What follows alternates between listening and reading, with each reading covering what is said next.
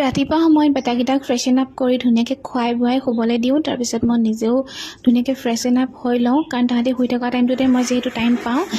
যদিও মই তাহাঁতৰ লগতে লাগি আছোঁ বা ভিতৰতে আছোঁ, তথাপিতো কিন্তু মই অকণকৈ নিজেও ভালকৈ থাকোঁ, নহ'লে একদম কিবা জাঠুকি টাইপ লাগে নিজকে দেখিবলৈ। সেইকাৰণে ক্ৰীম চিম লগাই মোৰ চোৰ যেতিয়া টাইম পাওঁ ফনিয়াই মেলি অকণমান ষ্টাইল কৰি থাকোঁ। মানে যদিও ৰুমতে আছোঁ, আলহী তুলহী আহি থাকে ন, আৰু নিজৰে ভালকৈ থাকিলে মোৰ ভাল লাগে। এইফালে লগাই লৈছোঁ লিপষ্টিক। এতিয়া যিহেতু নামাজ পঢ়িবলগীয়া নাই, সেইটো কাৰণে ধুনীয়াকৈ লিপষ্টিক ৰাতিপুৱাই লগাই লওঁ আৰু দিনটোৰ কাৰণে।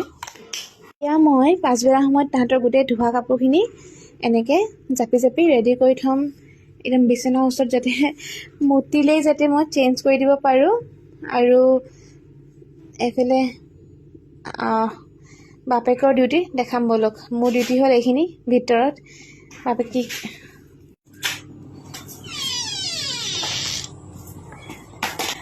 এনেকৈ যদি মই চিঞৰি থাকোঁ খৰিয়া পাত ফালা কিবা এটা কাৰণে নেফালে। এতিয়া ল'ৰাৰ কাৰণে জুই ধৰিব লাগে যিহেতুকে একদম খৰি ফালি মই নোকোৱা আগতে নিজে আহিছে খৰি ফালিবলৈ।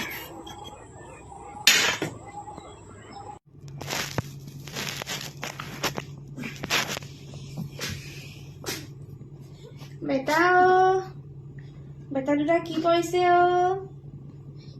তোমালোকৰ? নেপি জাপি আছো দেই জান। কাপোৰ ৰেডি কৰি থৈছো, তোমালোকে চিচি কৰি দিবা। এতিয়া কাপোৰ সলাব লাগিব, নেপি সলাব লাগিব। চিচি কৰিলা নি বাৰু? কোনোবা এটা চিচি কৰিলা নি বাৰু?